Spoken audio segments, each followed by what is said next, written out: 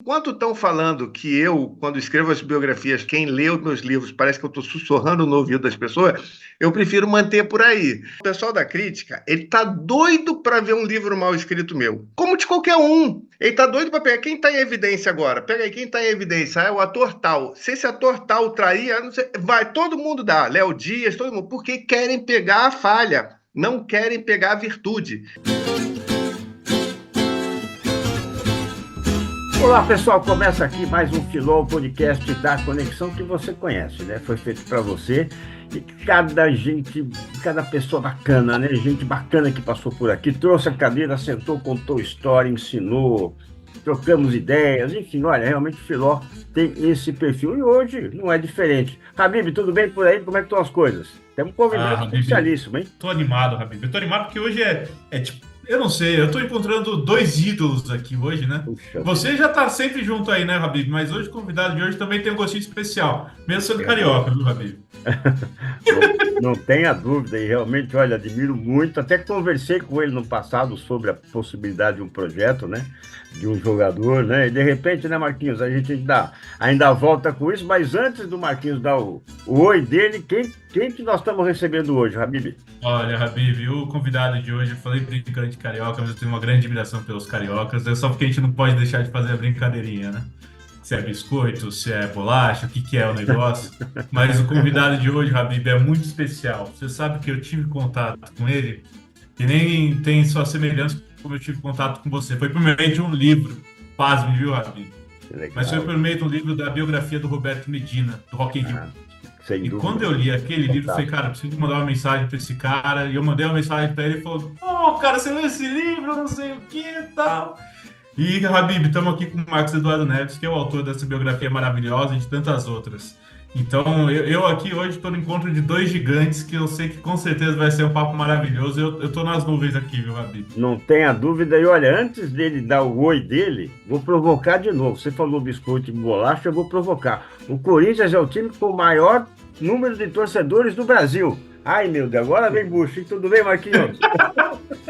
Tudo bom? Que prazer estar com você, com o Gabriel, com o Elias, com vocês dois. Duas referências, né? O Gabriel, por tanta leitura, por tanto fomento à leitura que ele vem fazendo, um trabalho excepcional nas mídias sociais. E você, Elias, sua biografia já diz tudo, o reconhecimento já é total.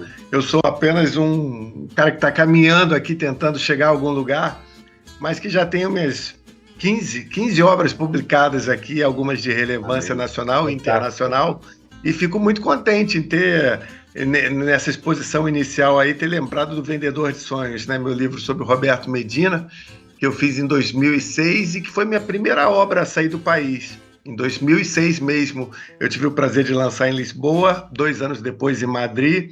Conta essa trajetória de um publicitário que criou o maior festival do planeta, o Rock in Rio, que, por sinal, nesse mês que está entrando agora, setembro, vai ter mais uma edição aí. Quem sabe um dia eu atualizo essa obra.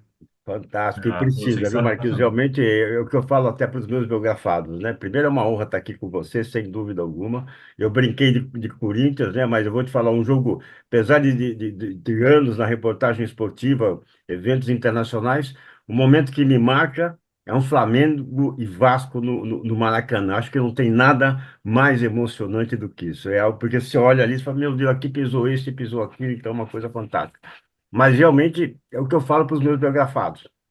A biografia não termina, ela começa, né? A partir do momento que você lança uma biografia, ela continua, né? Então, daqui para trás, nada muda. Agora, daqui para frente, né, sempre vai primeira edição, segunda edição, com edições, né, revisadas, ampliadas, enfim. Então, com certeza, é uma biografia que merece sempre estar atualizada, em especial porque mostra o Brasil para o mundo, né? E recebe o mundo no Brasil, graças ao Rock in Rio. Marquinhos, olha que honra tê-lo aqui, e aqui não tem outra forma de começar a não ser contando a biografia. Traz um pouquinho da tua trajetória. Então, assim, eu sou carioca, enfim, e confesso para vocês que assim, eu sempre me dei bem em português. Nunca foi a matéria que eu me dava bem, era português e educação física, só isso. O resto eu me esforçava para passar de ano. E aí eu fui me lembrar agora com o advento das redes sociais, mais especificamente o Facebook, já tem bastante tempo, mas não, assim, tem uns 10 anos. Eu Uma amiga minha estava de mudança e falou: Eu estou aqui com uma obra sua. Eu, que obra? O Veado do Meu Primo. O Veado do Meu Primo foi um livro que eu publiquei na minha escola, no meu colégio, aos 10 anos de idade, Olha. e que conta a história de zoológico, um zoológico que brincava com o nome das pessoas da turma. Então tinha a gata da Gisela, a pantera da Sofia, o burro do Arnaldo, enfim, e nisso cada um foi comprando. Eu fazia as edições batidas à máquina, a nova geração não sabe o que é isso. Depois eu xerocava e vendia na escola. E aí, de repente, os coordenadores, os inspetores, os diretores começaram a comprar de mim. E eu, não, e eu, assim, com 10, 11 anos de idade, a gente não tem a menor noção. Eu vendi todos, não sei se foram 50, vendi todos, não fiquei com nenhum. E aí, graças a essa amiga minha, ela não só falou que achou, como eu falei, eu perdi todos, eu não tenho. Ela me deu o exemplar, e aí eu vi que com 10 anos de idade eu já tinha essa veia, né, para os livros. Algo que eu só vinha descobrir aos 26 anos, quando eu publiquei a biografia do Renato Portaluppi, Renato Gaúcho. Foi o meu primeiro livro e já entrando num âmbito nacional, né? Porque é um personagem que até hoje está em evidência. Então, assim, eu sempre tive essa verve para escrever, para literatura. Eu guardo minhas redações desde 1989, desde que eu tinha 14 anos. Eu tenho uma pilha de redações. Então, todas as redações que eu fiz, eu fazia questão que o professor me devolvesse. Então, assim, a minha carreira começou dessa forma, mas como todo jovem de 17 anos, na hora de prestar o vestibular, eu prestei errado. Eu fui fazer psicologia. Fiquei 3 anos fazendo Ô, louco. psicologia. Não me arrependo, porque esses 3 anos me facilitaram a hoje poder tirar de alguns entrevistados, quebrar o gelo com eles, fazê-los declarar o que eles de repente não declarariam ao desconhecido. Então, eu agradeço esses 3 anos que eu perdi, mas ganhei, até entrar no jornalismo. Quando eu entro no jornalismo, eu percebo que as matérias eram muito pequenas para o que eu me dedicava a pesquisar e conseguir extrair dos depoentes. E aí ficavam menores ainda quando chegava uma propaganda, uma publicidade lá da Casas Bahia, tomando mais espaço ainda que eu tinha no Jornal do Brasil, por exemplo. E aí, depois de passar pelo Jornal do Brasil, Jornal dos Esportes, o Lance e algumas outras redações, eu decidi me dedicar à literatura. Já tinha feito o livro do Renato Gaúcho, e aí fiz o do Heleno de Freitas e o do Roberto Medina, foram meus 3 primeiros. E nisso, praticamente, minha carreira saiu do jornalismo propriamente dito para ir para a literatura. Só que a psicologia e o jornalismo estão dentro do meu trabalho literário. Isso aí eu acho que fica inegável. Sem dúvida. Um detalhe só antes do Habib fazer a colocação dele, sem dúvida alguma, Marquês, eu costumo dizer o seguinte, né? Quando a gente encerra um processo, né, de entrevistas, tudo, a gente sai muito pesado desse processo, porque ela carrega todo, né, aquele peso, né, do nosso biografado, e ele fica mais leve, né? Porque realmente é um processo, a gente não pode assumir isso publicamente, mas é uma grande terapia pela qual ele passa, chora, gargalha, se arrepende, vibra, enfim, né? Então a gente realmente vivencia tudo isso. E apenas em relação à Casa Bahia, aquele rapaz, o quer pagar quanto? Dentro das pesquisas que foram feitas, ele tinha mais visibilidade de televisão do que o próprio William Bonner apresentando o Jornal Nacional. Então, para você ver a expressividade que a Casas Bahia, né, teve, posso falar isso, porque eu biografei o senhor Samuel Klein, realmente foi o grande anunciante, né, do Brasil. Acho que vai ser difícil alguém aportar tanto recurso, né, em mídia como aconteceu naquele tempo. Habib, Amigo, eu tava pensando aqui, né? Quando falei, puta, a gente precisa entrevistar o Marcos Eduardo Neves, né? E eu fiquei pensando aqui como que seria esse papo, porque eu ia estar aqui entre dois autores que eu gosto muito e que, de alguma maneira, tem a sua própria forma de contar a história das pessoas. Mas eu tava pensando aqui realmente que eu acho que eu tô entre dois Indiana Jones, porque no fundo você tá ali escavando uma história que já passou, que é viva ao mesmo tempo e é uma grande aventura. Então eu queria saber, Marcos, como que é isso? Quando você está ali com o seu entrevistado, no caso, biografado, como que é Conta um pouco do seu processo para gente. Então, depende, né? Porque, assim, como diz o Rui Castro, biografia boa é do biografado morto, né? Que a história tem princípio, meio e fim. tipo as que eu fiz, por exemplo, do Heleno de Freitas. Eu acho que é a principal, porque eu pude concluir uma biografia definitiva. Eu costumo citar muito o caso do Woody Allen, que quando estava no auge ali, eu acho que nem no auge, ali quando estava em 1990, por aí no início dos anos 90, lançaram uma biografia sobre ele, e aí virou best-seller mundial, só que poucos meses depois descobriram o affair que ele estava tendo com a filha, com a enteada dele, né? A filha da Mia Farrow, ex-mulher do Frank Sinatra também.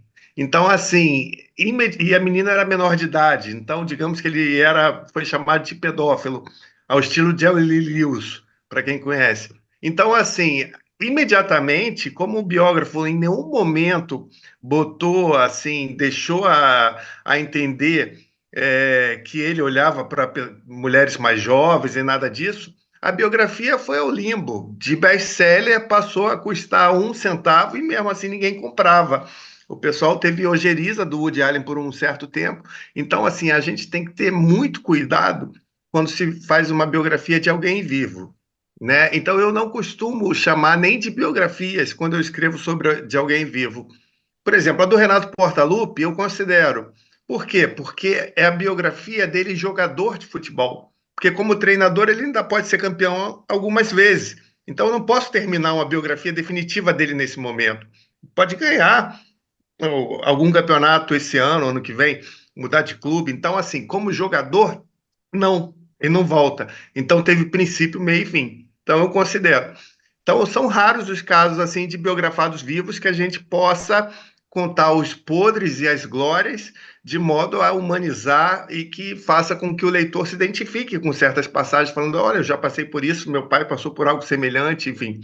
Então, assim, no processo que eu faço com os biografados que já não estão mais entre nós, muita pesquisa, muitas entrevistas com pessoas que tiveram ao redor dele, familiares, amigos, chefes, funcionários, depende da profissão que eles tenham, e com os vivos, muita entrevista com cada um desses vivos, porque eles têm muitas lições de vida, já passaram por muitas coisas, e é isso que de repente vale a pena mostrar ao público, mais do que a biografia em si, o que ele absorveu de tudo que ele passou. Então, o processo, mais ou menos, assim, sendo bem resumidamente falando, para quem já morreu, pesquisar demais, e para quem está vivo, tentar extrair o máximo de informações sobre o legado dele, sobre os ensinamentos que ele tem para dar para o grande público.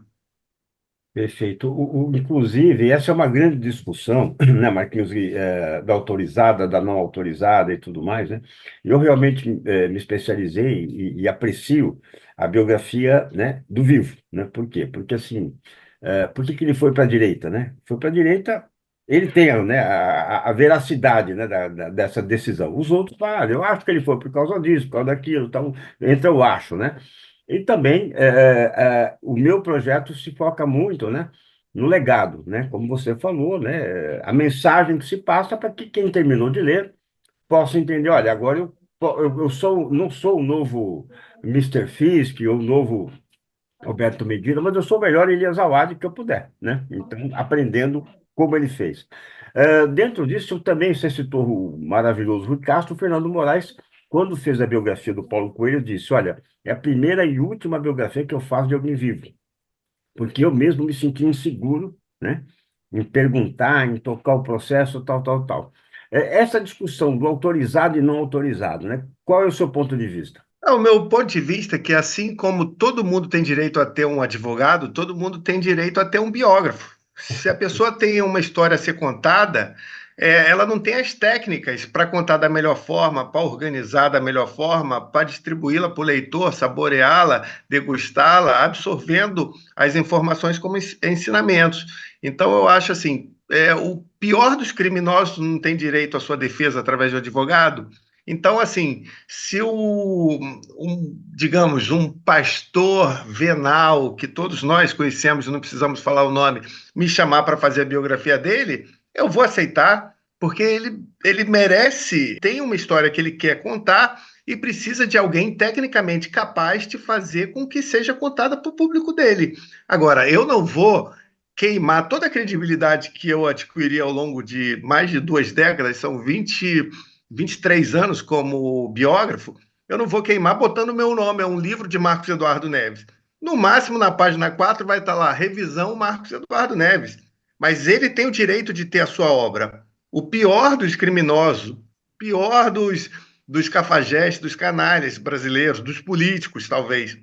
Eu não vou agregar ao meu nome, não vou chancelar, não vou dar minha grife para ele, mas que ele tem o direito, sim, de escolher alguém que saiba escrever para ele se fazer entendido, ele tem. Então, eu sou partidário disso. Todo mundo vale um livro, todo mundo tem história, todo mundo já passou pelo melhor dos empregos e perdeu, todo mundo já traiu, já foi traído, todo mundo já passou, todo mundo tem uma história para contar. Um gari tem muito mais história para contar, de repente, que um magnata, seja por preconceitos, por humilhações que passou, enfim. Então, assim, para mim, qualquer um dá um livro, e eu trabalho com isso, então eu não vou segregar. Eu não vou segregar, assim como eu não aceito também que segreguem o meu trabalho como profissional. Perfeito. A Sensacional. pior coisa que tem é quando pergunta, o que você faz? Eu falo, eu sou escritor. Tá bom, mas você trabalha com o quê? Mas Exatamente. eu sou escritor, meu. Eu ouvia isso dobrado, Marquinhos, quando dava aula também. Pois E além é. de professor e escritor, você vive do quê? Como se escrever fosse escrever no WhatsApp, né? Exatamente. Você escolheu uma profissão que não é fácil. Escritor, num país que lê pouco, Eu não escolhi, ela que me escolheu. Eu fui é isso que eu queria escolhido. Se eu saber. Conta pudesse, eu isso aí. escolheria outra. Eu escolheria Como uma que que foi desse isso? dinheiro. Mas eu acabei sendo escolhido por uma que vai me dar a eternidade. E eu estou feliz com isso. Mesmo que eu não tenha dinheiro nessa vida, meus tataranetos, que ainda nem nasceram, vão poder conhecer o tataravô através das suas obras. E para isso vale mais do que qualquer dinheiro que eu não vou levar para o caixão. É isso aí, Max. Eu queria saber como que foi o primeiro livro que você escreveu, como você chegou nisso? Então, na verdade, eu queria ser jornalista. Depois do fracasso na psicologia, aliás, voltando até um pouco, quando eu entrei na psicologia, no fundo, eu quis escrever para o Globo. O Globo tinha um suplemento dominical em que falava sobre comportamento, não lembro agora qual era o nome dele, mas assim, relação pais e filhos, o consumo excessivo de álcool, os prós e contras, enfim, eu queria escrever sobre comportamento. E aí eu fui fazer psicologia, no fundo, para escrever no jornal o Globo, naquele suplemento de domingo.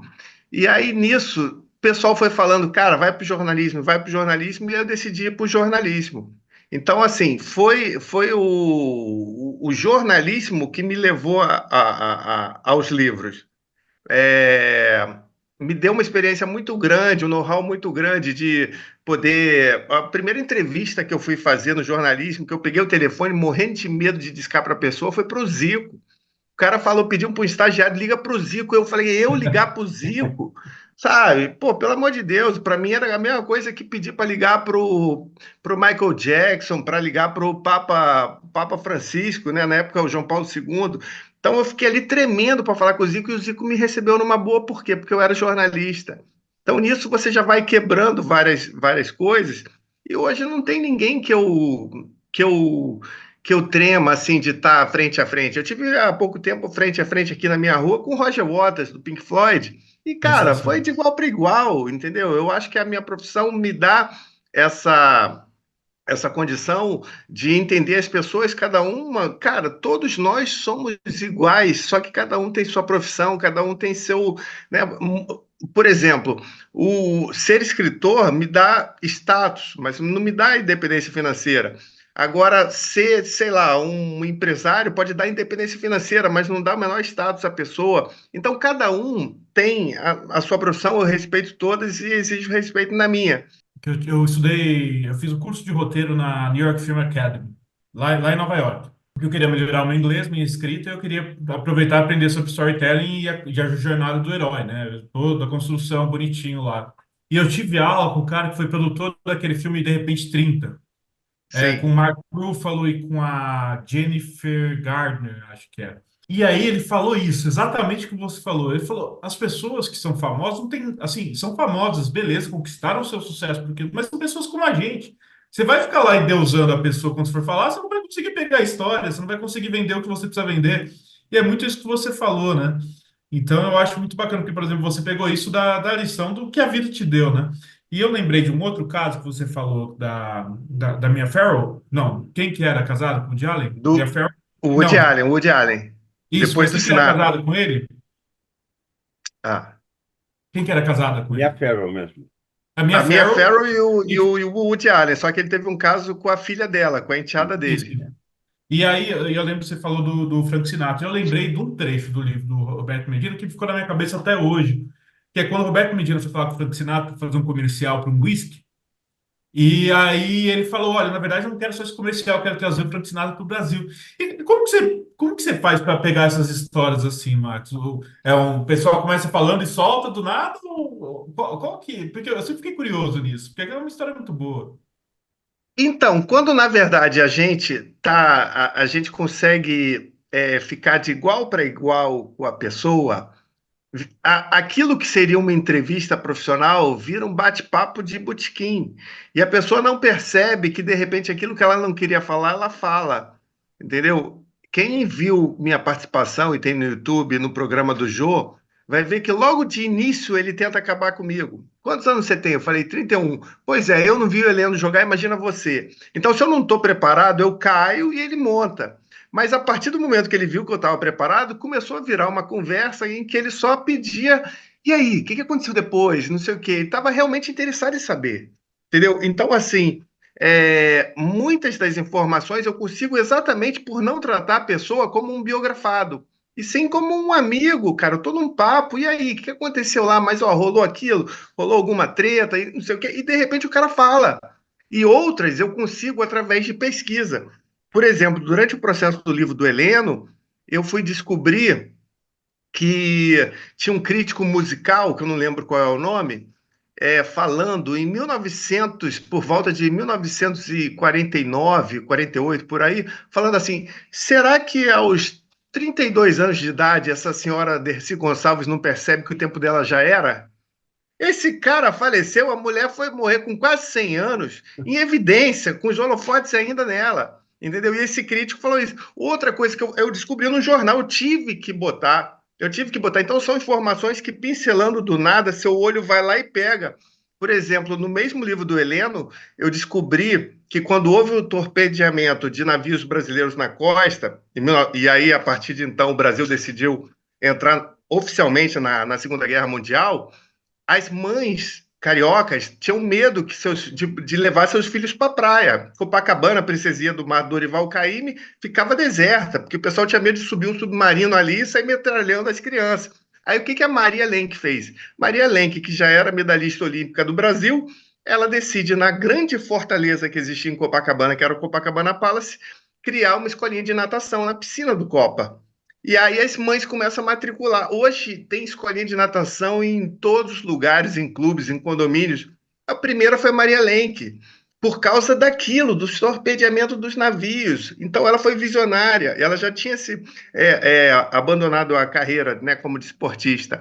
Então, assim, essa informação estava perdida ali, ela morreria perdida ali. Eu decidi resgatá-la, e aí a gente tem que ter um trabalho de saber contar para o público sem desviar do assunto, né? Então, assim, enquanto o Heleno via os navios sendo torpedeados, não sei o quê, no noticiário, Maria Lenk abria no Copacabana Palace uma escolinha de natação. E aí a gente vai trabalhando isso da melhor forma, entendeu? Então, assim, quando eu vejo uma informação muito relevante como essa, por exemplo, do Frank Sinatra, não tem como passar direto, sabe? E deixá-la perdida na poeira do ar. Eu encravo ela, eu acho um jeito de colocá-la para que o leitor deguste, porque casos assim, eu acho que quando a gente faz principalmente biografias de pessoas desconhecidas, mas que a gente nunca deve menosprezar as histórias, quando tem algum personagem de peso, alguma pessoa, pô, ele salvou o Brizola da morte, opa, Leonel Brizola, entendeu? Aí a gente tem que colocar. Então eu acho isso muito interessante, porque dá aquele tempero pro leitor. Opa, esse aqui eu já ouvi falar, e não sei o que, e continua a leitura numa boa. É perfeito. E Muito olha, bacana. Marquinhos, ouvir de um leitor uma passagem do livro, né? Sem dúvida alguma, mostra que, né, nós estamos no caminho certo, como aconteceu agora com o Gabriel, né? Citando uma passagem do livro do Medina. Então, eu acho que para nós isso é fantástico. E realmente, né, tanto a colocação do Habib quanto à tua resposta trouxe o momento mais crucial, né? Porque eu sempre digo, jornalista não é contratado, o biógrafo não é contratado, ele é escolhido, né? Então, e o momento realmente, né, da consolidação é quando você faz a concha se abrir. Aí você pega, né, a pérola, porque se ela não se abrir, realmente não tem Sim. história, não tem detalhe, não tem emoção, né? E tudo mais. Agora, assim, voltando um pouco, eu trabalhei muito tempo em rádio. Tinha 15 minutos para falar de um tema. Fui para a TV, texto de 1 minuto, falando mais do que os 15 que eu falava em rádio, mostrando, usando a imagem. Aí eu fui para livro, 400 páginas, 500 páginas, para Sim, contar um fato. Então, Marquinhos, sim. esse foi um momento muito complicado para mim. E eu me lembro que o meu primeiro editor falou: olha, você está mais objetivo aqui, né? Você está muito objetivo. Vai ler o A Sangue Frio do Truman Capote para deliciar, né? Como ele conduz, como ele mostra o ambiente, tal, tal, tal, tal. Como é que foi para você, né? Até onde vai o jornalista e até onde vai o escritor, ou eles se misturam? Não, então, eu já vi muito papo no meu começo de carreira, eu ouvia, eu não vou citar qual, mas que um dos grandes biógrafos brasileiros, ele em certos momentos, ele romanceava, ele inventava uma situação. Aí eu fiquei com um temor, como se eu fosse, sei lá, passível de ser preso. Descobri sim que eu inventei, então eu não gosto de inventar, não gosto. Por isso que eu prefiro às vezes buscar uma informação que não tem, que parece não ter nada a ver com o texto, mas é verdadeira, para dar veracidade ao que eu vou contar, do que inventar alguma coisa. Por mais que todos os caminhos, e a gente está montando, quando a gente fala de biografia, a gente fala de uma imensa montagem de quebra-cabeças. E aí você tem um quebra-cabeça ali, falta só uma pecinha, a gente já sabe qual é a peça. Mas mesmo assim, se você não tem essa peça, sabe, não vale a pena. Então eu não sou favorável ao romanceamento da biografia. Eu sou favorável sim a você encher de informações. E quando tiver dúvida, coloca os dois lados da questão, entendeu? Então, para uns é isso, mas para outros é aquilo. E eu acho maneiríssimo, por exemplo, quando existe, por exemplo, uma prova da. Ah, vamos ver a veracidade de uma prova testemunhal em aulas de direito. Né? E aí, uma vez, eu lembro que eu ia biografar essa pessoa, só que ela faleceu no processo, o fundador, João Shoa, fundador da Faculdade de Estácio de Sá, Escrevi que esse virou um livro, mestre Marquinhos. do ensino, né? Escrevi esse Enfim, livro. então, aí eu entrevistando o João Show, ele contou como é que ele fundou a Estácio de Sá e era vários desembargadores dando aula, e aí eles decidiram fazer uma encenação durante a sala de aula que o professor brigava com o aluno, de repente, não sei o que, o professor sacava uma arma e dava uns 8 tiros no aluno. E aí toda a turma saía correndo com medo daquilo e não sei o que, de repente o pessoal, calma, calma, calma, isso aqui foi só uma encenação, voltem, sentem, aí todo mundo meio assim, o que que houve, não sei o quê. Quantos tiros foram dados? Aí os caras falaram: 6, 4, 12. Entendeu? Então, mesmo estando no lugar, há fragilidade na prova testemunhal. Claro. Então, se existe na prova testemunhal assim, imagina com tantos casos sendo contados, por exemplo, sobre um personagem que morreu nos anos 50.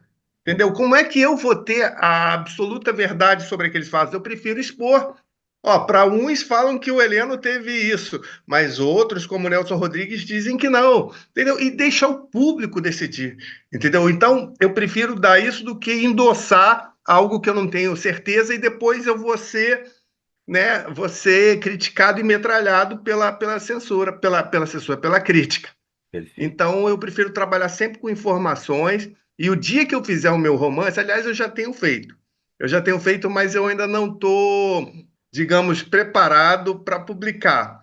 Porque eu temo que quando eu publique esse meu primeiro romance, a crítica vai falar: olha, o Marcos Eduardo Neves, como romancista, é um ótimo biógrafo. Eu temo isso, então eu deixo para o meu filho publicar Ah, póstumamente e vamos nessa. o Marcos, estava pensando aqui, né? O Rabir escreveu a biografia do João Show, né? Então seriam dois grandes nomes aí, hein? Um dos homens mais E brilhantes desse Pô, Brasil, o né? que eu já tive, o que eu já perdi, Elza Soares, queria que eu fizesse a biografia dela. Pô, o pessoal da Elza Soares foi me mandar um direct no Facebook, cara. Eu nem abria mais. Quando Puxa, eu vi 4 meses depois, aí eu Opa, cheguei, não sei. Ih, já contratamos o outro. Não Aí, lembro se foi a Regina Etcheverria, não lembro quem foi, mas contrataram o outro. Então, assim, o que eu já perdi e o que já veio de projeto que acabou não saindo por eu descobrir demais sobre o personagem, é verdade. entendeu? Aconteceu comigo também, é verdade, é verdade. Inclusive, a gente viu no João Avelange, né, o que aconteceu aqui, que virou até um documentário, né? Eu lembro que na época, não lembro se era aí de Ouro ou Objetiva, uma das duas. Marcos, você topa biografar o João Avelange? Eu falei, claro que eu topo. Para mim, viraria uma biografia mundial. Só que eu ia para os prós e contras. E aí, ao longo do processo, acho que com o Geneton e mais duas pessoas, a gente viu, acho que o Ernesto estava nessa também. A gente viu como o Avelange queria conduzir, né? Então, um absurdo. Eu não ia me sujeitar e ia acontecer a mesma coisa. Sabe que eu tem duas coisas, né? Primeiro que eu estava lembrando, eu li duas biografias do Napoleão, né? Uma era mais romanceada, falava que ele era um gênio, desde pequeno lá ele comandava toda a escolinha para ter uma guerra de bola de neve, não sei o quê. E daí na outra o cara fala, ó, tudo isso que fala é uma mentira absurda. E daí ele era foi a biografia, eu sei que foi lançou pela Editora Crítica, excelente a biografia. As duas eu gostei, mas eu gostei mais da Editora Crítica, parece mais pé no chão. Não que eu tenha alguma coisa contra o romance, mas não é a minha pegada. E eu estava Sim. lembrando aqui eu estava fugindo desse assunto, não vou negar, viu? Não vou falar que eu não estava fazendo isso, viu, Max? Mas o Elias biografou o Oscar Schmidt do basquete, fã do futebol. Não, o Oscar Schmidt eu sei que é do basquete, tá, Habib, né? Mas adora futebol. E sempre quem está conversando falou: Não, Gabriel, você viu o que aconteceu no futebol? Aquele monte de coisa, eu não manjo porcaria nenhuma. E você, Max, você é fã do futebol, você já biografou o Alex, o Zico. Então, eu queria que você aproveitasse aí, Habib. Agora eu abri essa porta, não sei se eu me arrependo ou não, mas eu queria saber como que nasceu essa paixão pelo futebol aí. Eu sei que provavelmente tem uma história muito bacana por trás, então. A minha paixão pelo futebol se deveu eu acho, a vontade de me sociabilizar com a galera. Eu era raquítico, magrinho, não conseguia pegar ninguém, enfim. Então eu queria fazer o máximo de amizades possíveis. E aí na escola eu via que a galera na hora do recreio ficava jogando bola. E eu queria jogar, só que eu jogava muito mal. E aí eu passei a ser goleiro, até que nisso eu virei um bom goleiro, né? Só que o que aconteceu? Para eu tentar me aperfeiçoar, né, na base do excesso, né, eu virei sócio do Clube de Regatas do Flamengo e fiquei indo todo dia lá jogar até um dia aprender. E aí eu consegui. E aí nisso, nesse processo de chegar a 1 da tarde e sair 10 horas da noite do clube, durante alguns períodos em que a galera estava lanchando, almoçando, eu perguntava aos porteiros lá do departamento de futebol se eu podia ser gandula. Até que, de tanta insistência, um deles falou: pode sim, vem. E aí eu me esforcei para ser o melhor gandula do mundo. Isso é 1987. Era a época que o Flamengo tinha Zico, Renato Gaúcho, Bebeto, Zinho, Aldair, Edinho, Leandro, Adílio, Andrade. Era um timaço, era muita gente. E aí, eu que já gostava de jogar futebol no colégio, comecei a ter contato com os grandes ídolos, e aí aquilo para mim virou algo fascinante. Porque, por exemplo, eu entrava no vestiário, via o Renato Gaúcho passando óleo pelo corpo, e na época a gente nem usava protetor solar, usava bronzeador, bronzeador de urucum. E na época eu vi o Renato passando óleo no corpo, aí eu ali com meus 12 anos, né, com a minha ingenuidade de criança, né, a pureza da resposta das crianças, eu perguntei: Renato, para que você está passando esse óleo aí? Aí ele falou: porque os zagueiros vão tentar me agarrar, vão escorregar, e eu vou passar que nem um trator por eles. E aí eu fui descobrindo que no futebol existem peculiaridades, bastidores, malandragens, nuances ali. Então, desde cedo eu fui inserido no meio do futebol profissional. E quando eu me dei por mim, eu tinha feito uma baita amizade com o próprio Renato, desde Gandula, ia direto à casa dele, presenciei fatos históricos da vida dele, como o churrasco em que ele foi banido do Botafogo. E aí, nisso, quando eu percebi que eu estava velho para entrar no jornalismo, porque tinha, entre aspas, perdido 3 anos na psicologia e só queriam pegar o pessoal de 18 anos, eu já estava velho. Aí eu perguntei: Renato, você me autoriza a escrever seu livro? Ele olhando para mim, mesmo eu tendo 25 anos, ele olhava para mim como se eu continuasse com 12, né? Que nem meu filho tem 23, eu continuo, para ele, é um menino para mim até hoje. entendeu? Então o Renato achou que meu livro ia ser batido à máquina e xerocado. Esse foi o grande azar. Quando ele se deu conta, estava Juca Kfouri, Armando Nogueira, um bocado de gente falando do Anjo Demônio, e aí o Renato viu que eu não era mais o Gandula, eu era um escritor, né? E, aliás, isso é um papo que vai muito mais além, porque eu acho que até hoje eu não sou um escritor. No início acharam que eu era um fã do Renato que escreveu sobre ele. Aí, de repente, eu escrevi sobre o Heleno, eu virei um historiador do futebol. Aí o terceiro foi sobre o Roberto Medina, aí eu virei um biógrafo. Aí, para ser escritor, eu acho que eu tenho que fazer um romance, porque ninguém me considera um escritor, eu não sei o que precisa. Por mais que eu faça Mas eu texto das considero, mídias pô. sociais, tudo isso, e, Um monte de enfim, gente, pô, a Marcos, gente sai fica sacanagem. sempre rotulado, é sempre rotulado, cara. A gente é sempre rotulado. É impressionante como querem segmentar assim as coisas, porque para mim, assim, biógrafo, a gente conta nos dedos aqui no Brasil, nos dedos das duas mãos. Não chegam a 10 o que são biógrafos no Brasil. É uma profissão que, cara, é mais difícil que o mico-leão dourado de existir. Porque, assim, se você, por exemplo, escrever sobre o Erasmo Carlos, sobre a Martinália, sobre a Marisa Monte e sobre a Pitt, escreveu os 4 livros, você pode ser considerado biógrafo? Para mim, não. Para mim, é um historiador de música. O biógrafo tem que escrever sobre um cara de física quântica, um jogador de futebol, um astrólogo e um médico. Aí ele é um biógrafo, porque ele entrou em vários universos, ele consegue escrever sobre qualquer um. Então são poucos para mim. O Paulo Sérgio Araújo mesmo tem todo o meu respeito, mas ele só fez livros sobre música. Então eu não considero ele um biógrafo, até que de repente ele escreva sobre o Oscar Schmidt, entendeu? Sobre o outro, né? Sobre Marcel. Enfim, aí sim eu vou considerar, porque tem que passear por várias profissões. Como diz o Rui Castro, o biógrafo tem que ter vivido, tem que ter frequentado a noite, tem que ter dormido no chão, tem que ter passado por tudo isso, senão não vai entender o drama e a glória de cada um dos seus entrevistados. Ele vai olhar aquilo tudo. Por exemplo, se o cara nunca fumou um cigarro, como é que ele vai fazer a biografia do Bob Marley? Não vai entender nunca. Entendeu? Então, assim, o biógrafo tem que passar por várias situações na vida para poder entender as situações que o outro passou. E aí sim, assim, por isso eu considero que biógrafos no Brasil existem muito poucos, que podem escrever sobre qualquer assunto. Perfeito. Inclusive, Marquinhos, eu acho que negócio de biógrafo, né? Acho que tem. Você falou que foi goleiro, né? Eu também fui Sim. goleiro. O Mauro Betting foi goleiro também. Frangueiro que era o cão, né? Não pegava uma, achava uma, né? Julio Iglesias, É. o Papa João Paulo II, todo mundo foi goleiro. Foi goleiro. Então, acho que tem essa simbiose aí. Agora, eu não sei por que que você está com medo de publicar teu romance, se até compositor, até música você compõe. Está com medo do quê? Quem compõe música tem medo do quê, rapaz? Hã? Conta um pouquinho desse lado de compositor. Não, porque assim, eu acho muito mais fácil trabalhar com o palpável, né? Com o acontecimento, com a informação, né? E quando você vai para o campo de você criar algo que não existe, né? Por mais que você pegue, de repente, histórias de um amigo, histórias que você viveu, coloque um personagem com outro nome, outra profissão, você montar esse quebra-cabeça eu acho muito mais complicado de pegar assim o leitor de jeito. Pô, por exemplo, eu quando li Casa dos Budas Ditosos, do João Baldo Ribeiro, cara, eu fiquei excitado certas horas. Eu olhava como é que algumas letrinhas, algumas palavras estão me deixando assim, entendeu? Aí você vê a grandiosidade do romancista.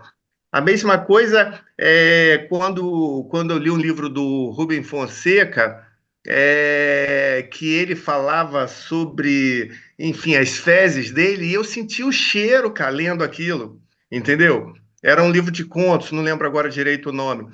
Mas, enfim, então aí você percebe o Claro. quanto grandioso é a pessoa. Então, enquanto estão falando que eu, quando escrevo as biografias, quem lê os meus livros parece que eu estou sussurrando no ouvido das pessoas, eu prefiro manter por aí.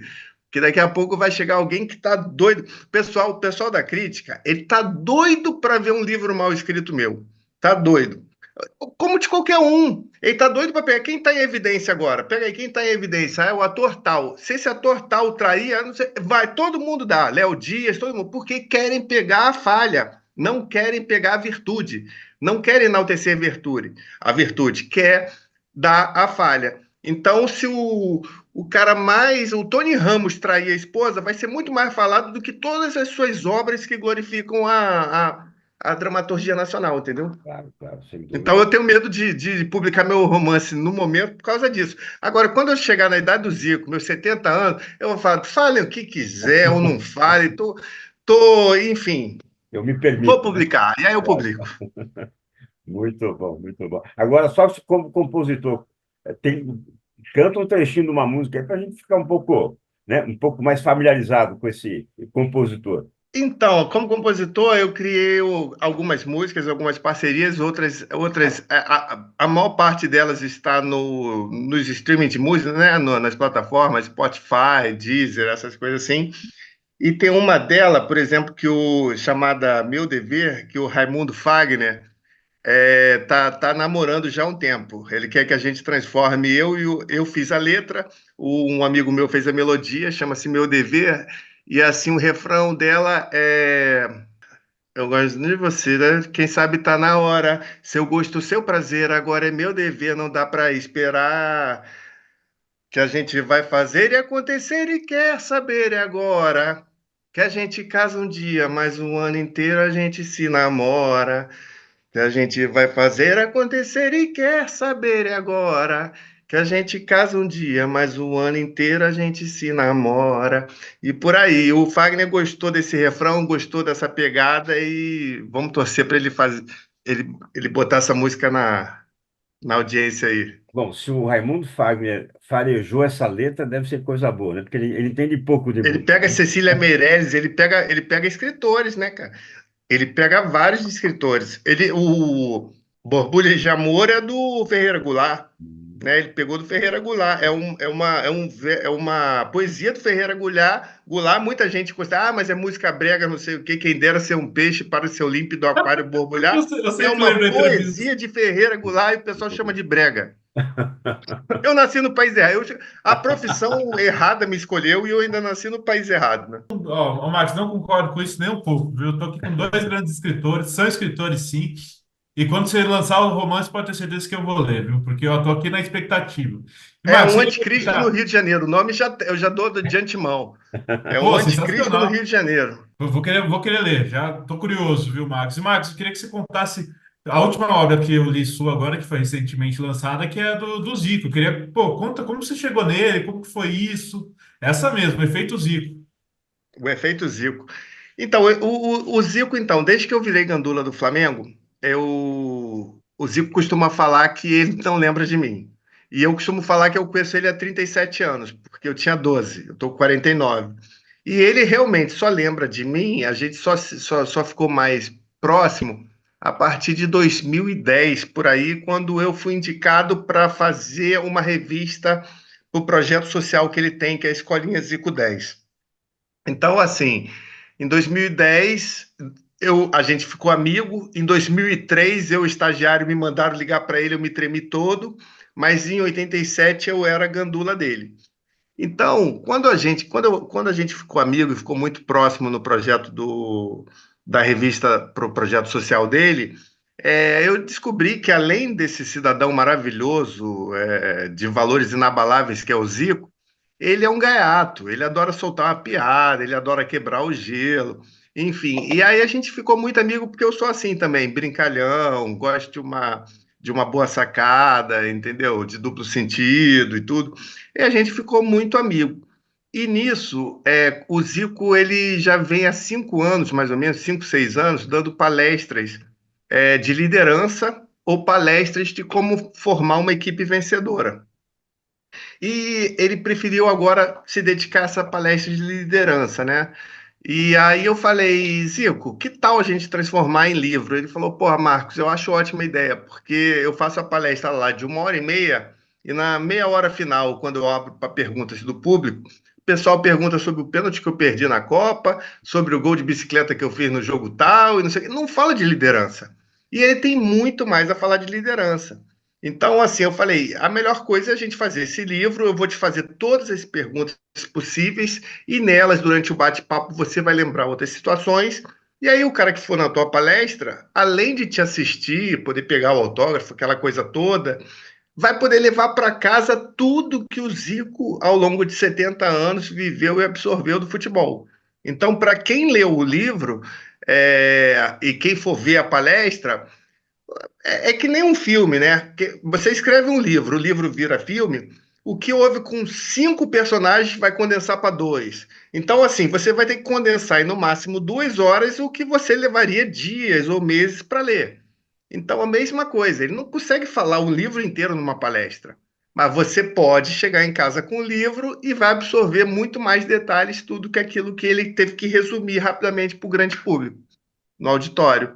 Então a ideia foi essa, unir o útil ao agradável, e aí ele continua dando muitas palestras e graças a Deus o mercado vem recebendo muito bem o meu livro. O livro, puta, Max, você sabe que eu não manjo nada de futebol, eu tentei gostar de futebol a minha vida inteira. Eu sei que eu vou cometer um erro aqui de falar isso em público, mas eu não sou um cara fã de futebol, mas eu sou fã das histórias por trás. Porque eu estava lembrando aqui, primeiro da passagem que o Elias me contou, e isso eu lembrei também com a sua história, do, da Libertadores de 99, o Palmeiras ganhando, e o Felipão indo lá com os gandulas, né, Habib? Foi na final, né? Fiz Foi na aquele final. jogo, e todos os jogadores correram para se abraçar, né, Marquinhos? E o Felipão correu para abraçar os gandulas ajoelhado, né? Primeiro porque eles sumiam com bola quando o Palmeiras ganhava, né? E a bola voltava rápido quando estava perdendo. Então eles foram muito importantes, né? Mas você vê, né? A gratidão, como lembrou bem o Habib aí, a gratidão do Filipão, né? Um homem, né? Enfim, fantástico. E até, né? Eu fico muito chateado porque ele era o técnico do 7-1, porque ele carrega isso até hoje, né? Mas aquilo realmente marca, aquilo vira o point, né? O tema do jogo, né? Claro, uma final de Libertadores é maravilhoso. Agora, esse é um momento muito especial, né, Marquinhos? E eu Não, acho com que tem muito certeza. disso. Desculpa. E Marquinhos, eu acho que tem muito disso, cara, no seu livro, quando você narra ali do Zico no Japão, e ele entendendo aquela cultura por trás, que não era fácil, e como que ele foi tão importante ali para o país. E aquilo eu achei maravilhoso, porque mostra. A gente enfrenta isso diariamente. Quando você vai desde mudar para uma empresa nova, ou para um ambiente novo de trabalho, você está ali conhecendo uma nova cultura, e ali você tem que se adaptar e conhecer as regras do lugar. Então é muito bacana isso, porque eu consegui pensar nisso no paralelo e aprender muito com o Zico ali por meio do seu livro que eu não teria conhecido. E não saberia dessas histórias maravilhosas. Hum. Marquinhos, conta aí pra gente. Eu queria que você deixasse uma mensagem final aí para os nossos ouvintes e o contato para quem quiser entrar em contato com você, por favor. Não, eu te agradeço aí por essa menção aí ao livro do Zico. Realmente, assim, ele pegou um campo minado no Japão e transformou numa potência que hoje ganha da Espanha e de outros países aí em Alemanha, ganhou da Espanha e da Alemanha na última Copa do Mundo. Abriu mercado também para brasileiro lá, né? Sim, sim, não só abriu o mercado, como a gente no meu tempo de pelada, quando o cara não sabia jogar bola, a gente chamava, é tudo japonês, É entendeu? verdade. Hoje não pode, tem que chamar do Haiti, porque japonês hoje joga bola, entendeu? Isso é graças ao Zico, né? Existe o AZ e o DZ, antes e depois do Zico, no Japão e no Flamengo. Então, assim, eu agradeço aí os elogios a toda a minha obra que vocês dois fizeram. Eu vou continuar fazendo. O meu legado é esse, minha herança para os meus filhos são netos, são essas, entendeu? É o meu trabalho, é o que eu sei fazer de melhor. E assim, e o recado que eu deixo para todo mundo é o seguinte, galera. Hoje em dia, é o mundo das fake news, hoje em dia, é o mundo da informação rápida, da clicagem rápida, do like, de tudo isso. Cara, tudo tem dois lados. Você tem que se aprofundar, você não pode acreditar e confiar em tudo que publicam, em tudo que falam, entendeu? E aí eu só termino com uma deixa que é do Anselmo Góes, quando ele era estagiário, acho que na Folha de São Paulo, era véspera de Natal e perguntaram para ele assim, cara, perguntaram não, pediram para ele, né, o chefe dele, o editor dele, e cara, a gente, pô, saiu um anunciante aqui, sobrou um espaço aí, faz aí uma matéria aí, faz uma matéria sobre Jesus Cristo aí pra gente botar aqui para sair amanhã, amanhã, dia 24, né? Aí ele falou assim, mas contra ou a favor? Entendeu? E aí é isso, entendeu? E em algum momento do nosso papo a gente falou aqui que pode ter dois lados da moeda, né? Então, assim, você pode falar, eu acho que foi no caso do João Avelange, você pode falar muito bem que ele foi campeão pela, né, e não sei o quê, tricampeão do mundo, depois foi dirigente da FIFA e era o campeão na piscina lá, jogando waterpolo, como você pode falar de corrupções altas, existem livros sobre isso e não sei o quê. Então, tudo tem dois lados, depende de como você conta. Então, obrigado pelo grande papo e certamente vai ter outros, porque não vai parar de ter obras aqui. Quando me perguntam qual é o último livro que eu li, eu sempre falo, é o meu. Eu continuo fazendo, não consigo parar para ler um outro, cara, que eu tenho sempre um novo para fazer aqui. Quero muito que eu pegue uma pneumonia, fique uns 15 dias no hospital, que eu vou levar uma Ô, pilha, louco. assim. E aí, já que eu não vou poder estar com o note, eu vou poder ler tudo com calma. Muito bom, Marquinhos. Olha, o Filó tem esse propósito, né? Cada um que chega, traz a cadeira, senta, começa no bate-papo. Então, não precisa nem avisar que está chegando, viu? A cadeira já fica aqui. Quando tiver coisa boa para contar, sempre tem, né? Fique à vontade. Obrigado, viu, Marquinhos? Uma honra bater esse papo contigo. Eu que agradeço e depois quero receber esse link aí que para os meus biógrafos sacoteirem essa entrevista aí, conhecerem um pouquinho do que eu pensei, porque vai que ele só faz depois do meu fim, né? Do meu ponto final. Então, pelo menos ele vai ter um pouco do que eu penso sobre minha obra e não só sobre as obras. Então, É depois isso mesmo. me dá esse link. O importante da vida é isso, cara. A única certeza que a gente tem é a morte. E o legal da nossa profissão é que realmente a gente eterniza pessoas e, de certa forma, o cara que escreve livros, o cara acaba sendo eternizado. Não à toa os que estão, os membros da ABL, são chamados de imortais. É isso. Não tem, só para concluir, dessa semana eu postei, infelizmente, né, com o falecimento do Silvio Santos, sem dúvida alguma, né, uma biografia que Eu acho que também todos nós, postei, né, postei inclusive no YouTube. gostaríamos de ter escrito, né, e eu tive um encontro presencial com ele, fatídico e tal, Olha, que foi curioso, privilégio. né, maravilhoso, Marquinhos, assim, né, impressionante, a luz, né, ele rouba toda a luz, né, e eu, quando comentei, encontrei com ele, falei, o que que você faz? Eu sou biógrafo, eu amo biografia, eu brinquei com ele, né? Falei, Silvio, então tem uma boa notícia, minha próxima vai ser a sua, né? Aí ele deu risada e falou, não, esse negócio dá azar, porque o sujeito é biografado e morre. Eu falei, puxa vida, mas a morte, como você falou também, né, é a única certeza, né? Independentemente de E é por tudo isso que eu falo que biografado. esse aqui não é meu último livro, é o É, meu mais mais recente. atual, é o meu livro É, mais atual, porque o último ainda está por vir. Eu não vou sair, eu não vou embora agora, não. Papai do céu me deixa aqui. não tenha dúvida. E olha, tanto aqui quanto lá em cima, tá cheio de gente boa para a gente biografar, viu? Pode ficar sossegado, né? Não tem E problema. ruim também, e É ruim hoje. também. E vale a pena para os outros escreverem depois a verdade plena. Vale a pena também. É Tem isso mais aí. gente ruim do que gente viva. Vai pensando aí no Maranhão, não sei o quê. Você vai achar mais gente ruim viva do que boa. É As verdade, boas, tomara que a infelizmente. gente continue biografando, mas tem que biografar os ruins também, porque fazem Também. parte da história. É isso mesmo, muito bem. Parabéns. Então, hoje recebemos aqui Marcos Eduardo Neves, jornalista e escritor. Habib, como sempre, um bate-papo maravilhoso, delicioso, né? Ah, foi, Habib. Eu já estava na expectativa desse papo faz um tempo e, putz, entregou tudo que prometeu. Porque, pô, ó, dois grandes caras, eu tenho muita sorte de poder estar nesse projeto com você, conhecendo pessoas maravilhosas assim, viu? Sorte é nossa. Muito bem. Como é que Obrigado, faz com a gente. turma? Não posso Obrigado, agradecer. Marquinhos. Obrigado mesmo. Como é que Valeu! faz com a turma aí, Habib? Convida o povo. Pessoal, é isso aí, hein? Sigam a gente lá nas redes sociais, estamos no Filol Podcast, no Instagram. A gente vai postar também os cortes lá. E sigam a gente também lá no LinkedIn, estamos no mesmo nome, Filol Podcast. É Isso isso aí. aí, Habib. Tchau, pessoal. Valeu. Tchau, Tchau, tchau. Habib. Tchau, Marcos. Abraço, gente. Valeu. Obrigado. Abraço.